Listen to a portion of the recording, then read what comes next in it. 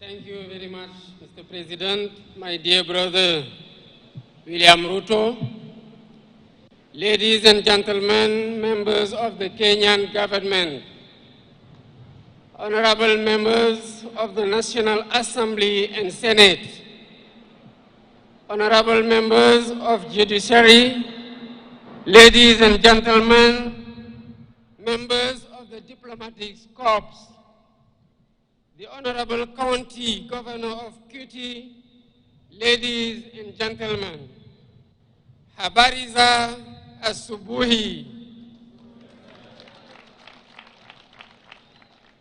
Before I begin, I would like first to take this opportunity to renew the heartfelt condolences of the people of Senegal to the brotherly people of Kenya on the passing of Mr. Raila Odinga, a former Prime Minister and a great leader in the political history of Kenya. I pay tribute to the memory of the illustrious departed and express my deep compassion to President Ruto, to his family, and to the people of Kenya. May his soul rest in peace. I would like to thank President Ruto for the warm welcome and all the attention we accorded to me and my delegation since our arrival in this brotherly country, home to the wonders of Masai Mara and Kilimanjaro. I am here in the invitation of my brother, President William Ruto, as a guest of honor on this day celebrating Kenyan heroes. I express my gratitude to him for this gesture that shows the excellent quality of relations between our two countries.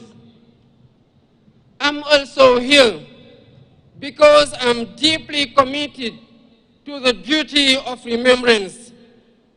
Our heroes deserve all honors. They deserve our respect. They deserve our admiration. The celebration of Kenyan heroes who risked their lives fighting for the independence of their country is a great tribute that commands respect and pride. The members of Mau Mau National Liberation Movement suffered fierce repression at the hands of those whose sole aim was to perpetuate the colonial order.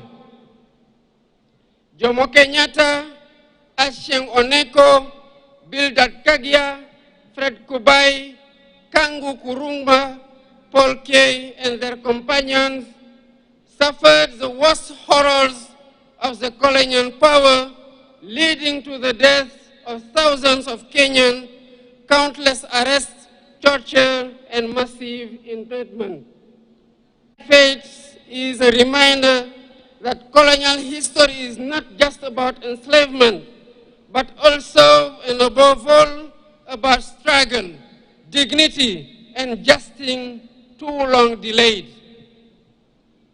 I would like to seize this opportunity to pay tribute to these worthy sons and daughters of Kenya and African whose memory must be etched out into our collective consciousness. I admire their courage and determination in the anti-colonial resistance.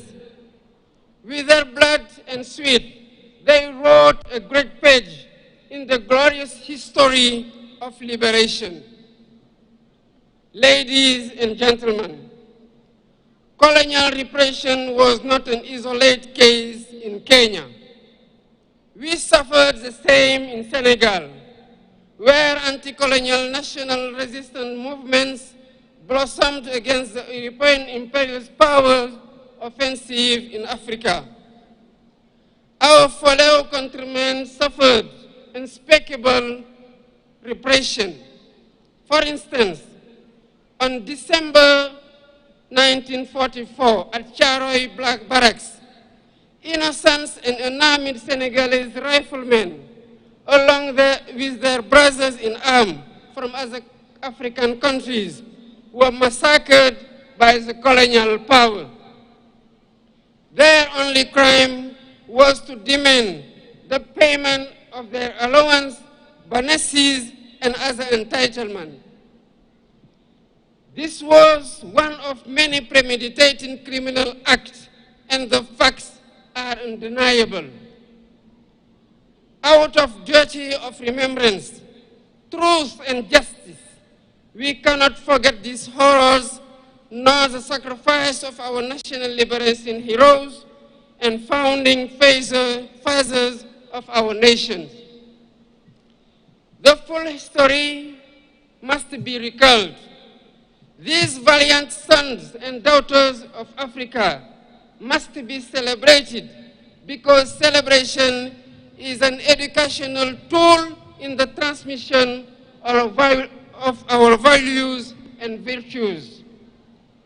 This is why I initiated a series of activities to pay tribute to all victims of slavery, colonialism, and all past injustice.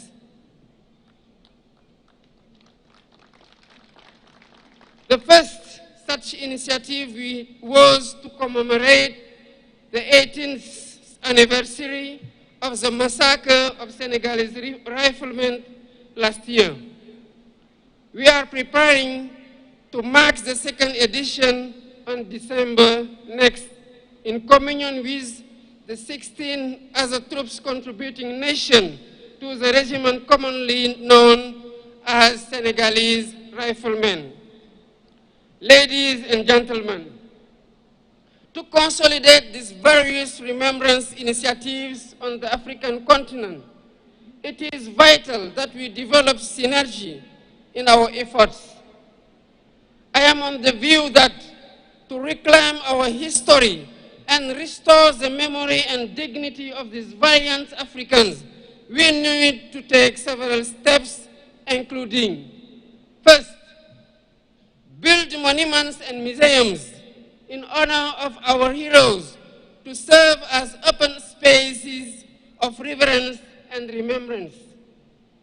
Second, build documentation and research centers to keep records, testimonies, and narratives about our heroes, while supporting research and education on this history of great African resistance fighters against slavery, colonialism, and worse form and injustice.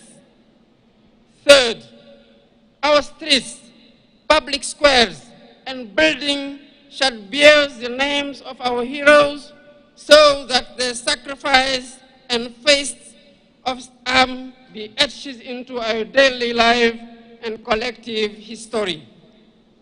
Fourth, teach our history in our education curricula. Thus, future generation will grow up with a thorough understanding of these episodes of our past. Fifth, initiate throughout Africa days dedicated to our heroes, like the one we are celebrating today.